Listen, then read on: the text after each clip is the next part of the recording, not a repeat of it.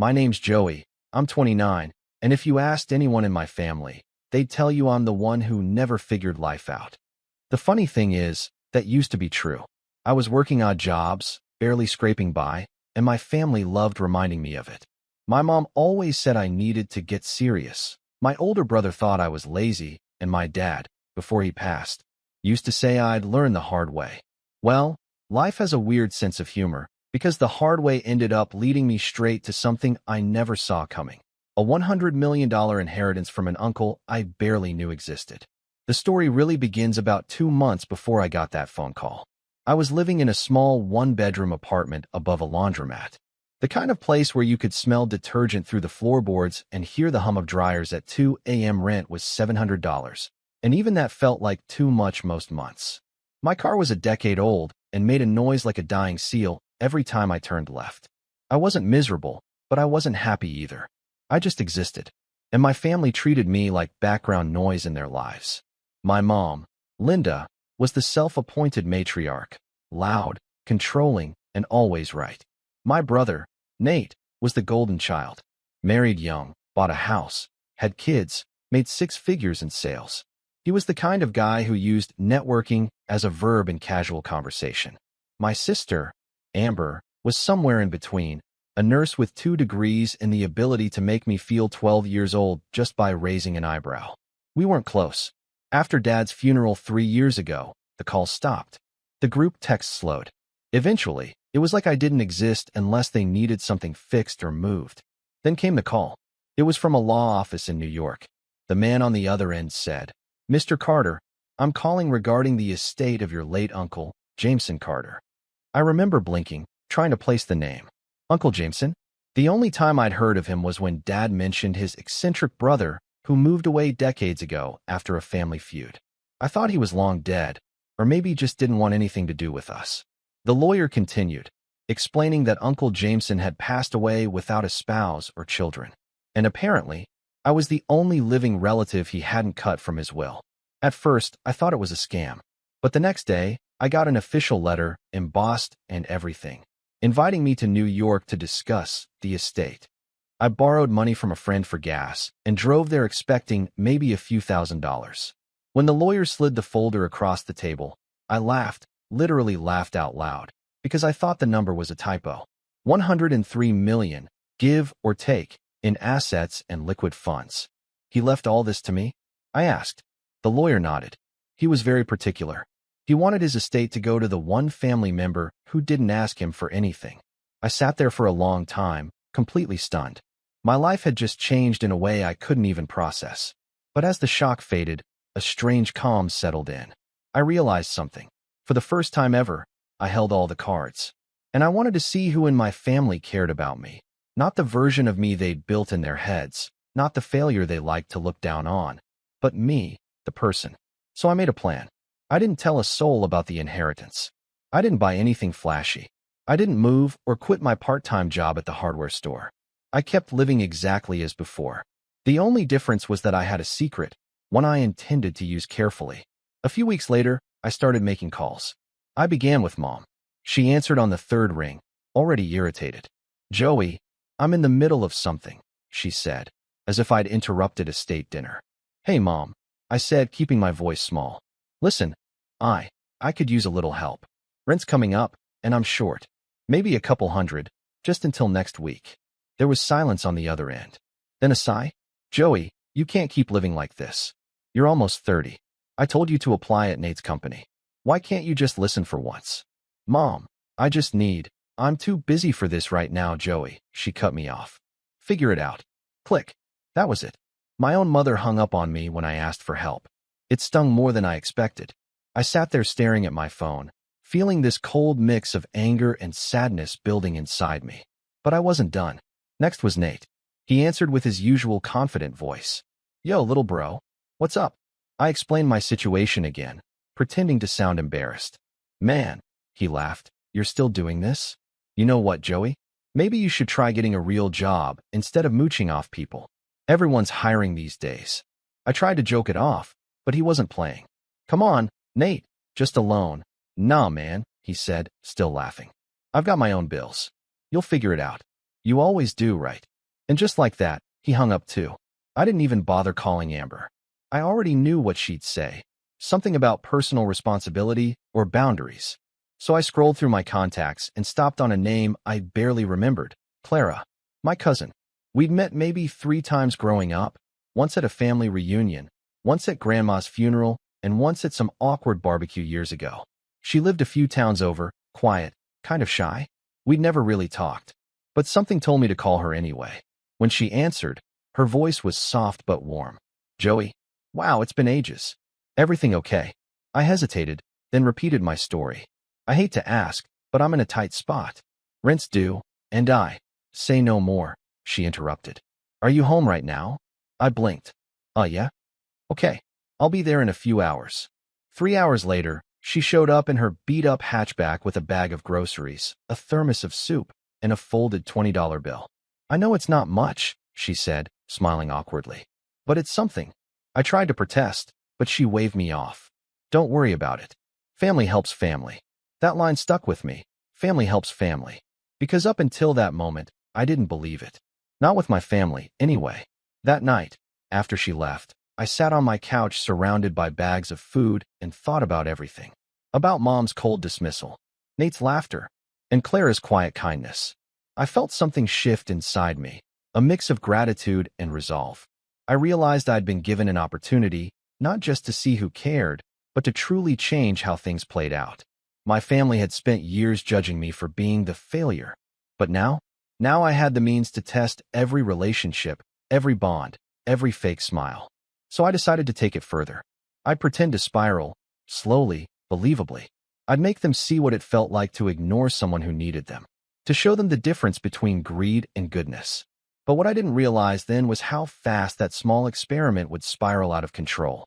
Because once money enters the equation, especially hidden money, people change. And when the truth finally started to leak out, it didn't just destroy old grudges. It exposed things about my family I never wanted to know. And it all started with one dinner. A dinner I wish I could say went well. But it was the night everything began to unravel. I didn't plan on inviting them over. Honestly, I would have been happy never seeing most of them again. But Mom called me a few days later, out of nowhere, and said, Joey, we should have dinner. It's been too long. Amber's off this weekend and Nate's bringing the kids. Her voice was sugary in that way it only got when she wanted something. For a moment, I almost told her about the inheritance just to see how fast that sweetness would turn into calculation. But I bit my tongue and agreed. The dinner was set for Saturday. I spent the morning cleaning my apartment, even though I knew Mom would still find something to criticize. The place smelled faintly like detergent and coffee. I'd even bought a rotisserie chicken and some sides from the store, cheap but decent. By 6 o'clock, they arrived in a wave of perfume, laughter, and judgment. Mom stepped in first, wrinkling her nose like the air offended her. Oh, Joey, she said, scanning the tiny kitchen-living room combo. Still here? You know, you'd save money if you moved in with Nate for a while. Nate chuckled, tossing his jacket over the chair like he owned the place.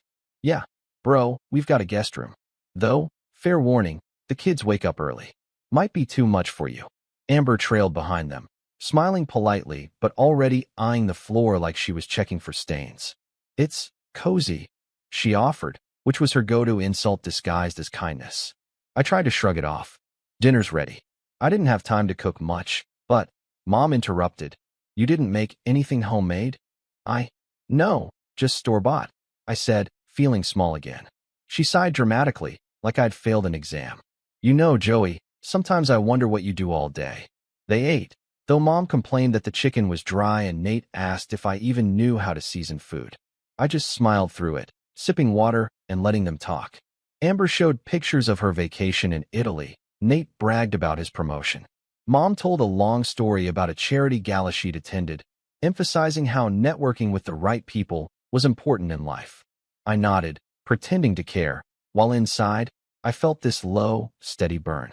When the conversation lulled, I said casually, So, Clara stopped by last week. Mom's fork froze midair. Clara? Yeah. She brought groceries when I was short on rent. It was really nice of her. Amber frowned. Clara? Our cousin Clara? The one who still drives that rust bucket? Yeah, I said, smiling a little. She didn't even hesitate. Mom set her fork down slowly. Joey, I hope you didn't make her feel obligated. She's not exactly in a position to help anyone. She offered, I said. Nate chuckled. Man, she's always been too soft. That girl would give her last dollar to a stranger. Mom nodded, satisfied. Exactly. You shouldn't take advantage of that, Joey. You need to learn some pride. Something about that word, pride, set my teeth on edge. My mom had spent her entire life preaching pride while using shame as her favorite tool.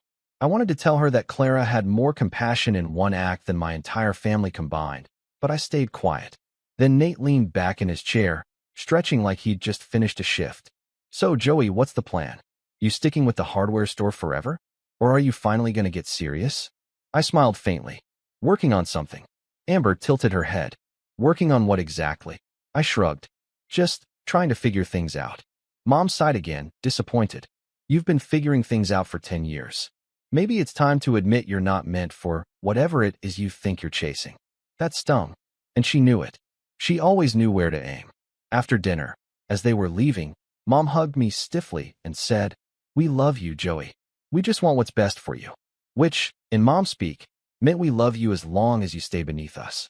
When they left, I stood in the quiet, empty apartment, the smell of reheated chicken lingering in the air. I thought about how none of them had even asked how I was doing, what I'd been up to, if I was happy. It was all subtle jabs and expectations, wrapped in family love. That night, I couldn't sleep. I lay in bed, staring at the ceiling, replaying their words. I realized that money wasn't the real test. Character was.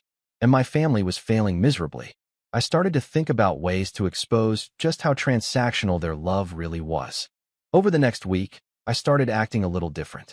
I dropped small comments. I might have to sell my car, or I think my job's cutting my hours. Every time, I got the same response, silence. No offer to help.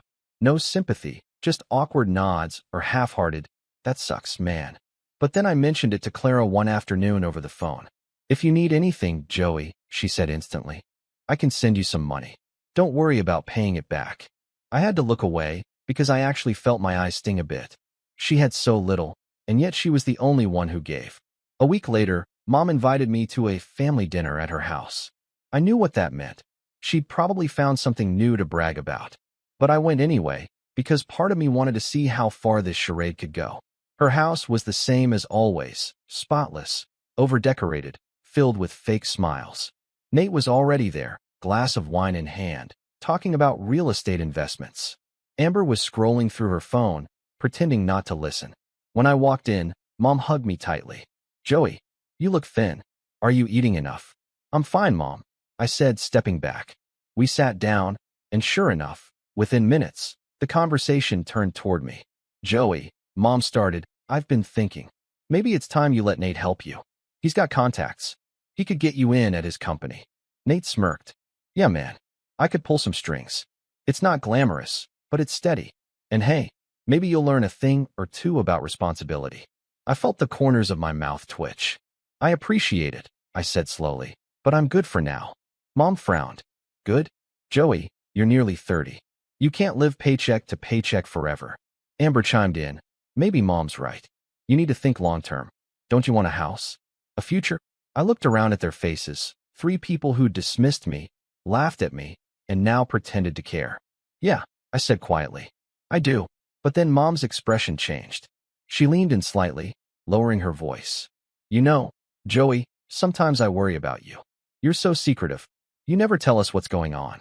It's hard to help someone who doesn't want to be helped. I laughed softly. Help? Mom, you hung up on me 2 weeks ago when I asked for $200. Her face went red. Don't be dramatic. I was busy. Amber looked between us. You asked Mom for money? Nate laughed. Oh, come on, Joey. You really got to stop with the sob stories. The table went silent for a moment. I could feel my pulse in my throat. Right? I said finally. Sob stories. My bad. Mom sighed like she was the victim. We're just trying to push you, Joey. You're capable of so much more. But you keep making excuses. The rest of dinner was tense. I barely spoke. When I left, I caught Nate whispering something about me to Amber, and they both laughed. Mom pretended not to notice. Driving home, I couldn't shake the image of Clara's face in contrast to theirs. her kindness versus their arrogance. And that's when an idea began to form. Not just to test them anymore, but to teach them. A few days later, I called Mom and told her I'd been let go from the hardware store.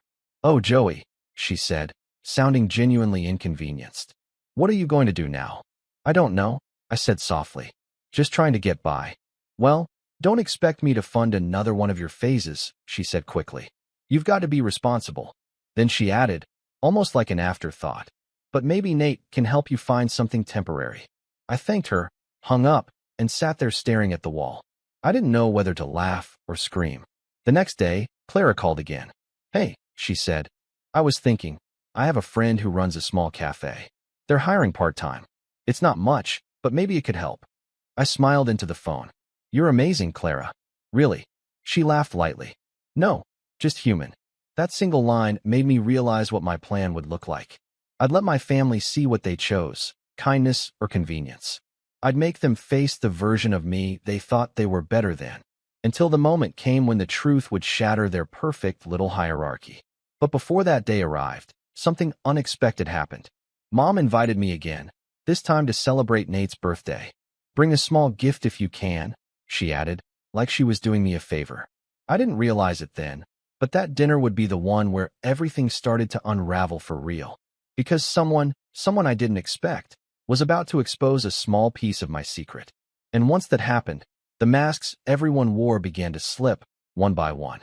Nate's birthday dinner was at Mom's house, as usual. She loved hosting, mostly because it gave her a chance to show off her new furniture or how spotless her kitchen was. When I arrived, the driveway was already packed. Nate's SUV, Amber's silver sedan, and a couple of cars I didn't recognize. I parked down the street and walked up with a cheap bottle of wine tucked under my arm. Not that anyone there actually drank it.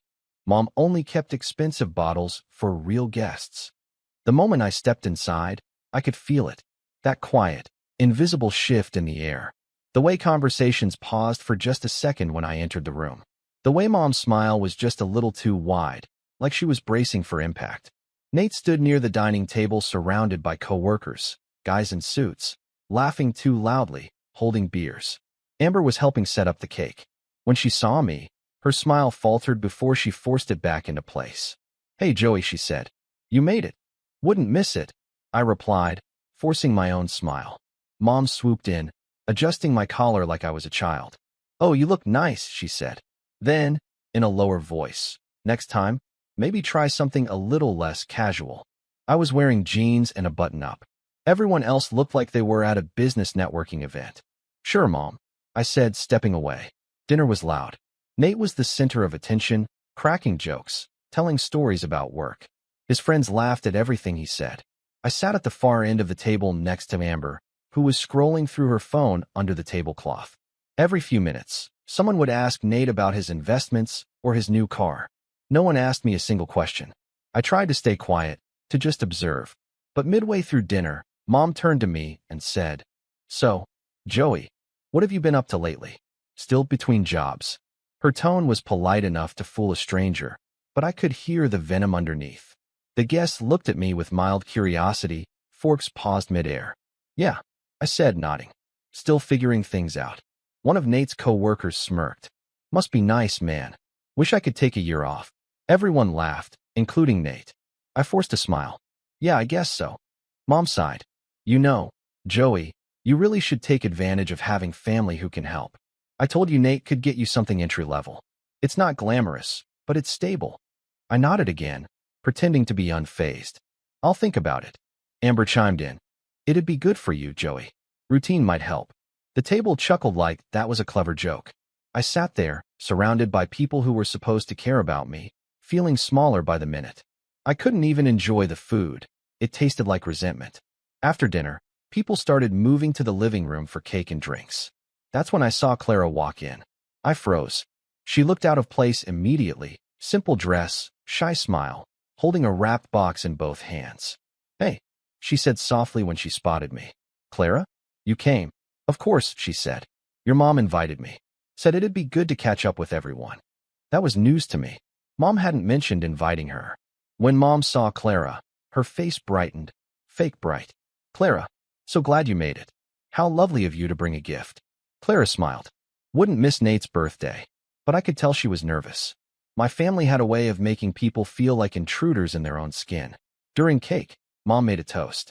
She went around the room, thanking everyone for coming. When she reached me, she said, "And of course, Joey's here too. It's good to see him making time for family again." Everyone clapped politely, and I wanted the floor to open up and swallow me. Afterward, as people milled around chatting, I saw Mom pull Clara aside in the corner of the room. I wasn't trying to eavesdrop, but their voices carried. "Clara, dear," Mom said, her tone sweet but sharp. "You're such a kind girl, always helping everyone. I just hope Joey hasn't been taking advantage of your generosity." Clara blinked. "Excuse me." "Oh, don't misunderstand me," Mom said quickly. "It's just, he told us you brought him groceries and money. You shouldn't let him guilt you like that. He's always been a bit dramatic when he's struggling." Clara's face turned pink. "He didn't guilt me. I offered." Mom sighed, tilting her head. "Of course you did, sweetheart. That's just who you are. But Joey needs to learn how to stand on his own 2 feet. You don't want to encourage bad habits, do you?" I could feel my pulse thudding in my ears. I wanted to step in, to defend Clara, but I stayed put. I wanted to see how far Mom would go. Clara's voice was quiet but firm. "I helped him because he's family. Isn't that what we do?" Mom's smile tightened. "Yes, but some family members need tough love. You're too soft, Clara. He'll never change if you keep babying him." That was it. I walked over, pretending to have just joined them. "Everything okay here?" Mom turned, startled. "Of course. We were just chatting." Clara looked uncomfortable. "I should go soon," she said softly. Mom patted her shoulder. "Drive safe, dear." After she left, I couldn't hold it in anymore. "Why did you say that to her?" Mom blinked innocently. "Say what?" "You know what. You basically told her I'm a leech." "I did not," she said sharply. "I was protecting her. She doesn't know you like we do, Joey. She thinks you're helpless. I didn't want her wasting her time, or money, on your sob stories." "My sob stories," I said, my voice rising. "You hung up on me when I asked for help. She's the only one who even cared." Mom crossed her arms. "Because she's naive. We're trying to make you stronger, Joey. You can't expect handouts forever." I laughed bitterly. "Right? Because you've all been such great teachers." That night, I left early without saying goodbye. Clara texted me later. "Your mom said some strange things. Are you okay?" I stared at the screen for a long time before replying. "Yeah. I'm used to it." The next morning, I decided I'd had enough. I'd been patient, careful, subtle, but they were never going to see me differently. They'd already written the ending to my story before I even started living it. Then something unexpected happened that made the situation explode. A week later, I got a call from the lawyer who'd handled Uncle Jameson's estate. "Mr. Carter," he said, "I just wanted to confirm that the funds have been successfully transferred into your trust account." "Thanks," I said, distracted. "Is everything else settled?" "Yes. Though I should mention, your mother left a few voicemails here. She's been asking questions about the will." My stomach dropped. "What kind of questions?" "She wanted to know if she was entitled to any portion of the inheritance." I, of course, couldn't disclose details, but she was insistent. I thanked him and hung up, my mind spinning. How did she even find out? I hadn't told a soul. Not even Clara. I hadn't bought anything new. I hadn't changed my routine. Then it hit me. Mom must have noticed the call history when I borrowed her charger last week. My phone had lit up with a voicemail from the lawyer's office, and she'd probably gone snooping, like she always did. Later that evening, she showed up unannounced at my apartment. She didn't even knock, just opened the door like she owned the place. "We need to talk," she said. I felt my stomach knot. "About what?" She closed the door behind her, crossing her arms. "Don't play dumb, Joey. I know about the will." I froze. "What are you talking about?" "Oh, come on," she said, her voice sharp. "The lawyer called. You think I don't have ears? How long were you planning on keeping it from us?" My throat went dry. "There's nothing to keep." "Don't lie to me," she snapped. "I spoke to Jameson's lawyer myself. He didn't give me details, but I'm not an idiot. You think you can hide $100 million from your own family?" The room went quiet. She'd said it. Out loud. $100 million. I looked at her, stunned, as she stepped closer. "Do you have any idea what that money could do for this family? For me? For your brother and sister? You're not capable of handling that kind of responsibility, Joey. You'd blow it on something stupid within a year." "Wow," I said quietly. "Thanks for the confidence." She scoffed. don't be dramatic. I'm trying to help you. We can manage it together. I already spoke to Nate. He knows someone who can invest it properly. We'll make sure it doesn't go to waste. You told Nate. I said, my heart pounding. Of course I did. He's family. We look out for each other. I stared at her, speechless. In a single breath, she'd told my brother about my inheritance, something I hadn't even told my best friend, and was already making plans for my money. Get out, I said quietly. Her expression hardened. Excuse me. You heard me. Get out of my apartment. Joey, don't be ridiculous. Now. She glared at me for a long moment before finally grabbing her purse. You're making a huge mistake, she said coldly. When you come to your senses, don't expect me to fix this for you. The door slammed behind her. I stood there in silence, my pulse hammering in my ears. It wasn't just about the money anymore. It was about trust. She'd invaded my privacy, gone behind my back, and told Nate something I wasn't ready for anyone to know. But it was only when Nate called later that night, laughing, casual, smug, that I realized just how deep the betrayal ran. Bro, he said, you really thought you could hide $100 million from us? Come on, man. We're family. I didn't answer. He continued, look, don't make this weird. Mom and I just want to make sure you don't do anything stupid. We're going to help you, okay? That's what family does. That line, the same one Clara had said with kindness, came out of his mouth like poison. And that's when I knew. They weren't helping me. They were circling, like vultures. The next few days were chaos. Quiet, suffocating chaos. My phone wouldn't stop buzzing. Calls, texts, voicemails from Mom, from Nate, even from Amber. I ignored them all. Every message sounded the same. Joey, we just want to talk. Joey, don't be immature. Joey, you're not thinking straight. Each time I saw their names light up on my screen, my stomach twisted. The one thing I'd wanted to avoid, exactly what I was testing for, had happened. The moment they smelled money, all pretense of respect or care evaporated. By the fourth day, I finally turned my phone off completely. The silence was a relief, but it also left me alone with my thoughts. My mind replayed that moment with Mom, the way she'd looked at me, not as her son, but as a walking opportunity. It was like I'd been reduced to a number in her head. I didn't tell Clara what happened. She texted me once, just a short hey, everything okay? Haven't heard from you. I typed out a reply 3 times and deleted it every time. I didn't want to drag her into the mess. She was the only one who'd shown me genuine kindness. That weekend, I went for a long drive. No destination, just the road and my thoughts. The money still didn't feel real. I hadn't touched it. The lawyer had it locked away in a trust, exactly as I'd instructed. I didn't want the cars, the houses, the power. Not yet. Not when my head was still full of noise. At one point, I stopped at a small diner off the highway. I sat by the window with a cup of coffee and watched families come and go. Parents laughing, kids arguing, people just being together. It made something ache inside me. I realized that money didn't fix loneliness. If anything, it just exposed who had always been fake. When I got back home, I found a note taped to my door in my mom's handwriting. Joey, we're worried. You're shutting everyone out. Call us. We just want what's best. Love, Mom. That last word, love, looked like an afterthought. 2 days later, she showed up again, this time with Nate. I heard the knock and instantly felt dread settle in my chest. I almost didn't answer, but their persistence made it clear they wouldn't leave until I did. When I opened the door, Mom gave me that tight, rehearsed smile. We just want to talk, she said. Nate stood behind her with his arms crossed, already looking irritated. About what? I asked flatly. Mom stepped inside without waiting for permission. Joey, this is ridiculous. We're family. You're acting like we're strangers. Maybe that's because you are, I said. Nate scoffed. Here we go? Playing the victim again. Mom shot him a warning look, then turned back to me. We're just worried, honey. You've never had this kind of responsibility before. $100 million isn't something you can just sit on.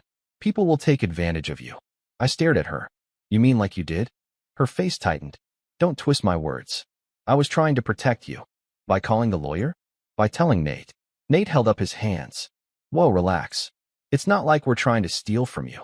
Could have fooled me, I said. Mom's voice sharpened. Enough with the attitude. You have no idea what you're doing. That money came from family. It belongs to this family. There it was. The truth. I almost laughed. It belongs to me, Mom. Uncle Jameson left it to me. Not you. Not Nate. not anyone else. She stepped closer, her voice dropping low. You're not equipped to handle this, Joey. You've struggled your whole life.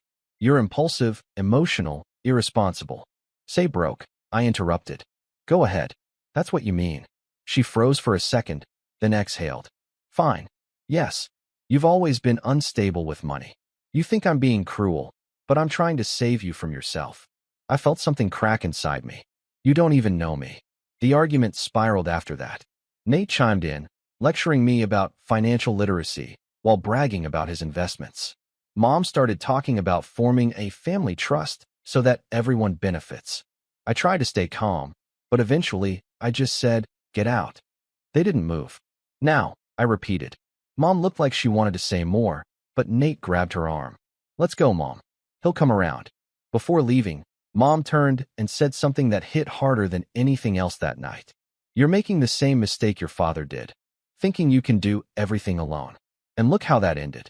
The door clicked shut, and suddenly the apartment felt smaller than ever. I sank into the couch, staring at the dark TV screen, hearing her words echo in my head.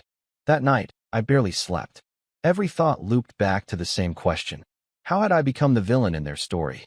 They were the ones who'd turned their backs on me when I needed them most. Yet now I was the ungrateful one for not handing over a fortune.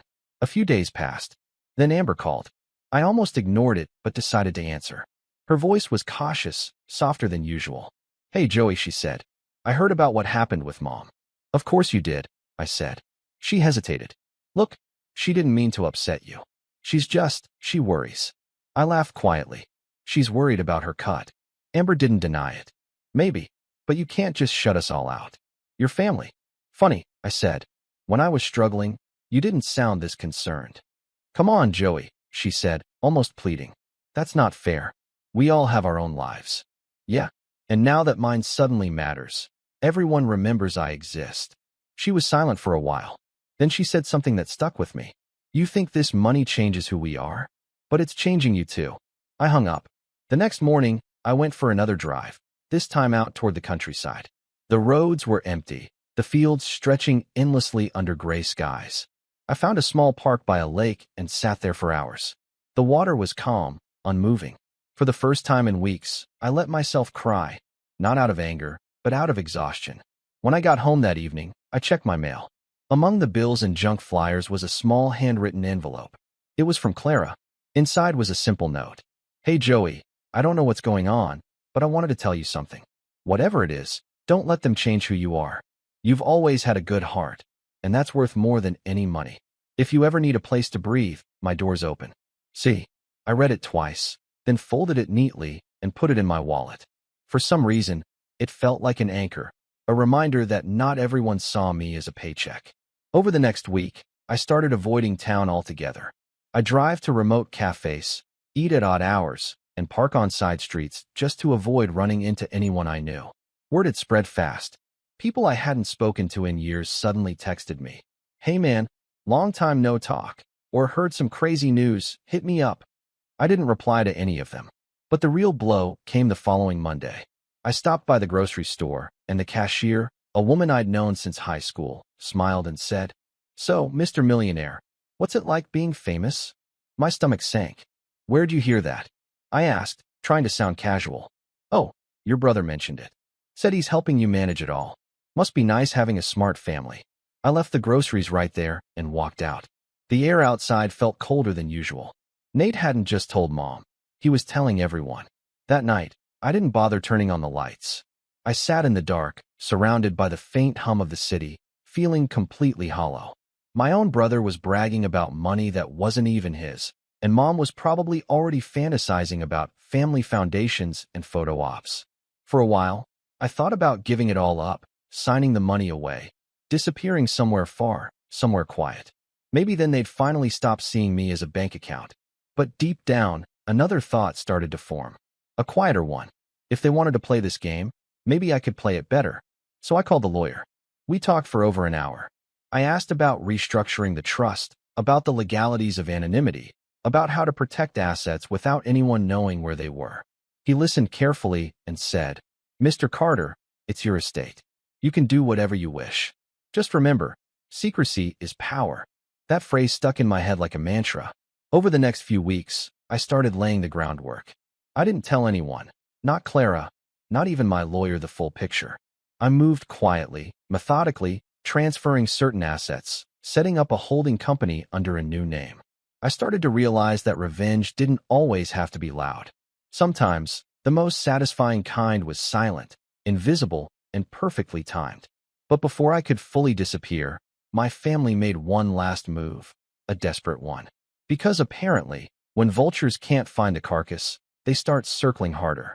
And soon, I'd find out just how far they were willing to go. The silence was the best part. No more calls, no more knocks, no more guilt-tripped family dinners. It was like someone had lifted a weight I'd been carrying my whole life without realizing it. I didn't tell anyone, but I moved out of my apartment quietly one morning. I left the key on the counter, the fridge empty, and the place spotless, almost like I'd never existed there at all. The new place was small but hidden, a private home tucked along a quiet hillside 2 towns over. I bought it through a holding company I'd set up with the lawyer's help. No one knew my name was on the paperwork. It wasn't a mansion, just a modern, secluded place with tall windows, a lake view, and the kind of peace I'd never had before. Every morning, I'd wake up to birds instead of traffic, coffee in hand, the fog rolling off the water. And every morning, I'd remind myself, they don't know I'm here. The first month was strange. I wasn't used to stillness.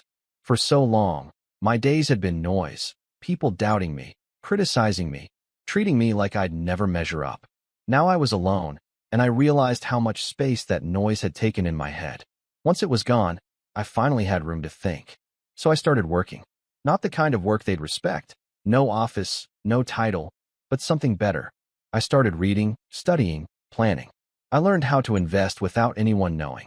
I put money into businesses under quiet aliases, cafes, small logistics companies, even a real estate group in another state. I wasn't chasing wealth anymore. I was building control. The irony wasn't lost on me. My family spent their lives trying to look successful. I was becoming it in silence. Months passed. The lawyer handled most of the official matters for me, but I started taking more interest in how things worked. I realized Uncle Jameson hadn't just been rich, he'd been smart. He'd built a network of small companies that all supported each other, from construction to finance to property management. And now I was at the center of it, rebuilding it piece by piece, growing it even bigger. And no one had any idea. I didn't post online. I didn't tell old friends. To them, I'd vanished. Rumors floated around town that I'd gone bankrupt, moved overseas, or checked into rehab. My mom even told people she hadn't heard from me in months, like I was some lost cause. I let her talk. The more they underestimated me, the freer I became. Meanwhile, Clara kept texting once in a while. Always simple things like "hope you're doing okay" or "haven't seen you in a bit, miss our talks." I finally replied one day and invited her to lunch. We met at a little diner halfway between our towns. When she saw me, she smiled with that same quiet warmth I remembered. "You look different," she said, tilting her head. "Better or worse?" I joked. "Better. Calmer." We talked for hours. I didn't tell her everything, just that I'd started something new and was finally figuring things out. She didn't ask for details, and I loved her for that. No curiosity about the money, no subtle questions. Just genuine care. Before she left, she gave me a small plant. "For your new place," she said, "so it doesn't feel empty." That plant sat on my kitchen counter for months. Every time I saw it, it reminded me that not everyone in my bloodline was rotten. By the end of that year, my portfolio had doubled. I'd quietly acquired a controlling interest in 3 small companies and launched one under a new brand name, Carter and Vale Holdings.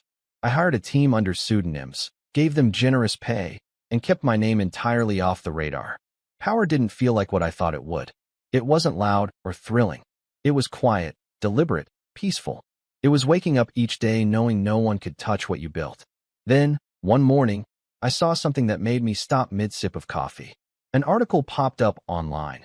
"Nate Carter joins real estate board for upcoming development." There was a photo of him in a suit, shaking hands with investors. The caption mentioned backing from private funding. I couldn't help but laugh, because that private funding came from one of my shell companies. He was bragging about success that I'd financed, without him ever knowing it. It was poetic in a way. He'd mocked me for being broke, told me to get a job, and now he was unknowingly working for me. I could have ended it there, just smiled at the irony and kept living quietly. But there was still one part of me, the part that remembered every sneer and every time they made me feel worthless, that whispered, they still think you're nothing. They still don't know. So I started planning something bigger. Not revenge yet, not exactly. More like exposure. I wanted the truth to reveal itself naturally, in a way they couldn't twist or deny. I began attending a few local charity galas and business mixers, always under my alias, Elliot Vale. I wore tailored suits, stayed polite, and listened more than I spoke. I learned how people like my mom operated, fake kindness wrapped around greed, and I learned how to spot it instantly. It wasn't long before I was invited to a high-end real estate banquet in the city. I recognized a few of the names on the list, including Nate's. He was scheduled to give a short speech about modern investment strategies. That night, as I stood in that crowd, watching him talk about hard work and humble beginnings, I felt something shift again. The room clapped for him, and he smiled like he owned the world. And all I could think was, you have no idea who signed your checks. I didn't confront him that night. Not yet. I left early, got in my car, and drove back to my quiet house on the hill. But as I drove, one thought played over and over in my head. I had built something that could change all of our lives, and this time, I'd decide who deserved it. The next step wouldn't be loud. It wouldn't be vengeful, at least not at first. It would be subtle, a slow, deliberate peeling back of every mask they wore. Because while they were still playing at being successful, I was about to show them what real power looked like. And when the truth finally came out, it wouldn't just shock them. It would rewrite everything they thought they knew about me. It started with an email. Just one. From a name I didn't recognize at first, Margaret Bellamy, a partner at a prestigious firm that handled luxury estate sales. She wrote that a client named Linda Carter, my mother, had applied for a line of credit using collateral tied to an upcoming inheritance trust. My inheritance. That was the moment I knew the game had officially begun. I called her office the next morning, still using my alias, Elliot Vale. She picked up on the second ring. Mr. Vale, thank you for returning my call. We're simply verifying that this particular trust, the Carter Family Beneficiary Fund, is legitimate. We've had conflicting information. Conflicting information. Translation, my mother was lying to them. I leaned back in my chair and smiled. I see. Well, I happen to be familiar with the trustees overseeing that account. I can assure you no such collateralization has been approved. I'd proceed with caution. She thanked me and promised to freeze all pending applications until further notice. The satisfaction that washed over me was cold, clean, and quiet. Mom was trying to borrow money based on my inheritance, money she'd already been told she had no access to. She must have thought if she pretended it was a family account, no one would dig too deep. She underestimated me. Again, I didn't call her. I didn't even let her know I knew. Instead, I decided to let her, and the rest of them, walk right into the trap they'd built themselves. The next few weeks, I made moves like a chess player setting the board for checkmate. I created a public-facing branch of one of my shell companies under my alias. It looked like a small but legitimate investment firm that specialized in development partnerships. I used it to quietly buy out a few of the struggling companies my brother's firm worked with. Nothing flashy, nothing traceable, just one after another, until half of his network was indirectly owned by me. Every email he sent, every contract he signed, every deal he bragged about online, it all eventually led back to me. He didn't know it, of course. To him, I was still his loser little brother who couldn't hold a job. The real test came when my lawyer forwarded me an invitation. It was for a charity gala in the city, the same one my mother had been obsessed with for years. She'd always wanted to be on the event committee, but never had the status to pull it off. This year, though, the primary sponsor was Carter and Vale Holdings, my company. I decided I'd go. When the night arrived, I wore a black tailored suit, slicked my hair back, and left the name tag blank. Nobody there knew me as Joey. To them, I was Mr. Vale, investor, strategist, quiet success story. The ballroom glowed with chandeliers and expensive laughter. Waiters floated by with champagne. I was standing near the silent auction table when I heard her voice. Mom's. That familiar, self-satisfied tone cutting through the chatter like a knife. Oh, I'm so glad we're all here, she was telling someone. My son Nate helped fund part of this event. He's doing very well in real estate, you know. I turned. She looked exactly as she always had. Flawless hair, pearl earrings, that same air of control. Nate was beside her, his tie perfectly straight, his grin confident. Amber stood behind them, nodding along, holding her drink like she didn't want to be there. When Mom's eyes met mine, she froze. "Do I know you?" she asked. I smiled politely. "Not personally. Elliot Vale." I offered my hand. She shook it, still searching my face. "Ah, yes. You're one of the sponsors, aren't you?" "Something like that," I said. Nate stepped forward, ever the opportunist. "Carter and Vale, right? We've heard a lot about your firm. My company's actually partnered with one of your subsidiaries." I tilted my head. "Really? Which one?" "Midwest Urban Development." I smiled faintly. "Ah, yes. Good people." He grinned, oblivious. "Yeah, we've got a few projects lined up this quarter. If you're ever in need of consultants, I'd be happy to." Mom interrupted, placing a hand on his arm. "Don't be rude, Nathan. Mr. Vale probably gets offers all the time." I laughed lightly. "Actually, I don't mind. I admire ambition. It's a rare thing these days." They had no idea who I was. I spent the rest of the evening watching them work the room. Mom charming investors with empty flattery, Nate boasting about his deals, Amber looking more uncomfortable by the minute. Later that night, during the live auction, the host called for final pledges. The top item was a land development contract worth several million, an exclusive partnership opportunity. When the bidding began, I raised my number discreetly. Mom turned to watch, eyes gleaming. She whispered something to Nate, probably telling him to bid too, to impress the crowd. He did. I raised again. He followed. I raised once more, calm, deliberate. By the end, I'd outbid him by a landslide. The host announced, "Sold to Mr. Vale of Carter and Vale Holdings." The crowd applauded politely. Nate laughed awkwardly, pretending not to care. When it was over, I walked past him on my way out. "Pleasure doing business," I said. He smiled, confused, thinking I was just being cordial. 2 weeks later, his company got a notice that one of their biggest investors was pulling out due to restructuring. That investor? Me. A week after that, another one followed. Then another. Within a month, his company was bleeding money. His project stalled. Investors went silent. The empire he'd built on borrowed pride and fake charm started crumbling from the inside. Mom called him every day, panicking. I knew because she tried calling me again too. Left voicemails, desperate now. "Joey, please call me. There's been confusion. Nate's business is falling apart. I think someone's sabotaging us." Sabotaging us. That made me laugh out loud. For the first time in my life, they needed me. And I wasn't there. But I wasn't done. Remember that line of credit Mom had tried to secure earlier? I made a quiet call to the same firm. Posed again as Mr. Vale. I asked them to release all pending documentation related to the Carter Family Beneficiary Fund to the Financial Oversight Board for review. I didn't have to lie, just suggest that possible fraudulent activity had been reported. Within a week, her accounts were frozen for investigation. Her reputation, the one she'd spent decades polishing, began to crack. She couldn't host events, couldn't access funds, couldn't even renew her business memberships. People she used to gossip with stopped returning her calls. And all I did was wait. One night, around midnight, I got a knock at my door. I already knew who it was before I even checked the camera feed. Mom stood outside, hair messy, face pale, clutching her purse like it was a life vest. When I opened the door, she froze. Her mouth opened, then closed again. "Joey," she whispered. "Oh my God." "Hi, Mom," I said calmly. "It's been a while." She blinked hard. You're Mr. Vale?" I nodded. Her hands trembled. "You did this. To us." I stepped aside so she could see the house behind me. Clean, quiet, modern. "You did it to yourself," I said softly. "You tried to take what wasn't yours." Her voice broke. "I just wanted to protect you." "By stealing from me?"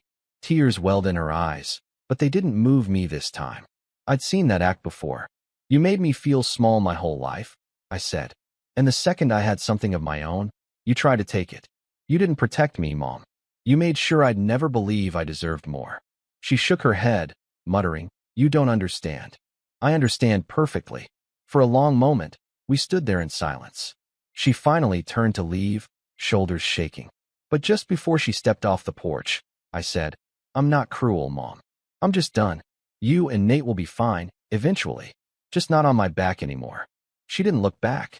When she was gone, I walked out onto the deck. The lake shimmered under the moonlight, perfectly still. It was over. But even then, I knew this wasn't just revenge. It was balance. They'd spent their lives teaching me that family meant control, that love meant leverage. I'd finally taught them what it really meant.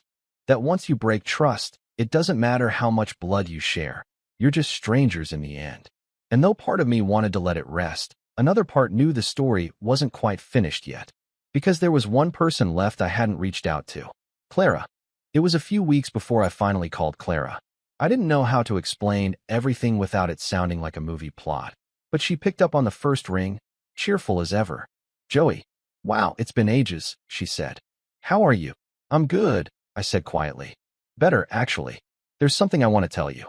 And something I want to do." We met the next afternoon at the same little diner where we'd had lunch months before. She looked the same. Calm, genuine, no makeup, no pretenses. Just the kind of person who didn't need to pretend to be decent. I told her everything. From the inheritance to the fake name, to what I'd done to my family. I expected her to look horrified. But she didn't. She just listened, stirring her coffee slowly, then said, "You didn't hurt them. You showed them who they really were." I exhaled. "It still feels heavy." "Of course it does," she said. "You cared about them, even if they didn't deserve it. You just finally stopped letting them use that against you." There was a long pause before she added, "So what happens now?" That question had haunted me for weeks. I'd already seen the fallout start to unfold like a slow storm. Nate's company had gone under completely. The last I'd heard, he'd been forced to sell his house and was working under someone else, someone who probably didn't know half of what he'd lost. He'd stopped boasting online, stopped calling investors his team. Mom was worse. Her reputation was gone. The financial probe had embarrassed her publicly. The people she used to brag to now crossed the street to avoid her. She'd lost her committees, her friends, her image. She still had a small pension, but not the world she'd built her ego on. Amber had reached out to me once, just once. Her message was short. "You didn't deserve how they treated you. I hope you're happy now." I didn't respond. Not because I was angry at her. I just didn't know what to say. Now, sitting across from Clara, I finally did. "What happens now," I said, "is peace. I don't need them anymore.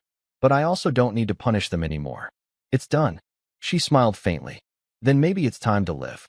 We finished our coffee in silence. The world outside the window felt oddly brighter, like I was seeing it through new eyes. Over the next few months, I started giving back in small ways, quietly, anonymously. A few scholarships through one of my holding companies. A donation to a youth shelter. I even helped fund a local business in Clara's town when she mentioned it was struggling. She found out eventually, of course, but only because she recognized my handwriting on a thank you letter from the owners. "You're impossible," she said over the phone, laughing softly. "Just making sure the good people win for once," I said. Time passed. Mom sent me one final letter, handwritten, shaky, probably because she didn't know how else to reach me. I didn't open it right away. It sat on my desk for days before I finally unfolded it. "Joey, I don't know what to say except I was wrong. About everything. I thought controlling things meant protecting them. I thought pushing you meant helping you. I didn't realize I was just trying to make you smaller, so I could feel in control. You didn't deserve that. I hope one day you can forgive me. Love, Mom." I read it 3 times before setting it down. I didn't cry. I didn't smile. I just felt calm. Maybe that was forgiveness. Not rushing to feel one way or another, just letting things settle. The following weekend, I drove back to the old town for the first time in nearly a year. Everything looked smaller, the houses, the streets, even the people walking by. I stopped in front of the laundromat apartment I used to live above. The windows were dark. Someone else lived there now. I stood there for a while, remembering that version of me, the one who was tired, broke, and still trying to make his family proud. I didn't hate him. I just wished I could tell him that it was never his job to prove anything to anyone. When I got back to my lake house that night, I found Clara sitting on the porch, watching the sunset. She'd started visiting more often lately, bringing books, tea, and quiet conversation. She smiled when she saw me. "You look lighter," she said. "I think I finally am," I said. We sat there for a long time, watching the sky turn orange and gold. I told her I'd been thinking of expanding my company into community projects, helping people who reminded me of who I used to be. She liked that idea. That's a good kind of full circle, she said. The last of the sunlight flickered across the lake, and for once, I didn't feel like something was missing. I didn't feel angry or bitter, just free. My mother would probably never fully understand what she lost. Nate would rebuild, eventually, though maybe humbler this time. Amber would keep her distance, quietly keeping her job, her head down. And me? I'd keep building, but not for revenge anymore. For peace. Because that's the thing no one tells you about revenge. It's not about getting even. It's about getting past it. I glanced at the calm water, the reflection of the sunset spreading like fire across its surface, and smiled. Funny, I said quietly. I had to lose a family to finally find peace. And Clara, without missing a beat, replied, No, Joey, you didn't lose one. You just made room for a better one. The wind rippled across the lake, and for the first time in my life, I believed her.